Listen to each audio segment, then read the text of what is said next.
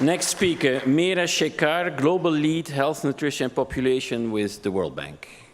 Thank you. Thank you very much, Kees. So I'm going to make a talk about three things, with your permission. First is the investment framework on nutrition. I'll talk about that because Schengen asked me to speak about it. Second, I'll talk a little bit about where we expect to get the resources that are necessary to get to finance nutrition. And thirdly, I'll talk a little bit about the framing that we are doing around nutrition at the moment and how perhaps we need to do it a little bit differently. So on the investment framework, the World Bank, we had developed an investment framework for nutrition that the bottom line essentially said we need $7 billion every year in order to finance the nutrition-specific side of the agenda.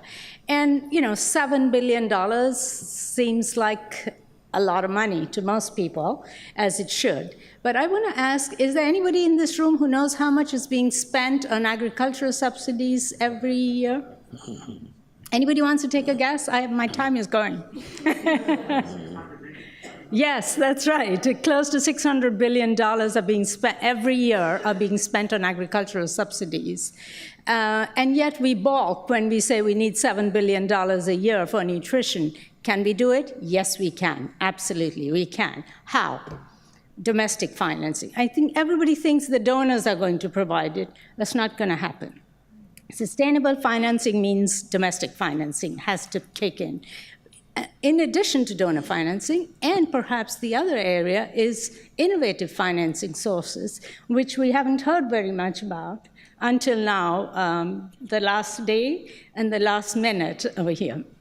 And when we think about innovative financing sources, there are at least two innovative sources that are out there for nutrition already. Many of you have heard of the Global Financing Facility, and that covers nutrition as well now, and the Power of Nutrition, which, Matt, just to identify, private sector participation doesn't just have to be through food production. It can be through many other mechanisms. And the Power of Nutrition actually brings in hedge fund resources into nutrition. So there are other ways to partner as well. So those are at least two innovative financing sources, but we as a community can do a lot more in this space. Lastly, around the framing issue, and Rob, you started to address that already. Those of us, almost everybody in this room, thinks of nutrition as either an agriculture issue or a health issue. But Jim Kim, the president of the World Bank, has actually put a much wider umbrella around this issue, which is talking about human capital. So human capital includes health, education, and nutrition.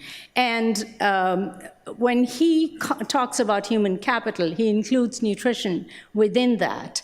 And that message goes, as Harold said, it goes straight to the ministers of finance, to the heads of state of the countries, and we have a much greater chance of having our agenda financed from that, using that language of human capital rather than saying, looking at our sectoral agendas. So, and before I finish, I have 24 more seconds, just to mention that for every single country that is represented in this room, if you go through the World Bank's website, and look for human capital or human capital index, you will see a two-pager on every single country laying out how far that country is from the frontier, in terms of, and Singapore is the frontier. So how far is that country from the frontier, and what else can be done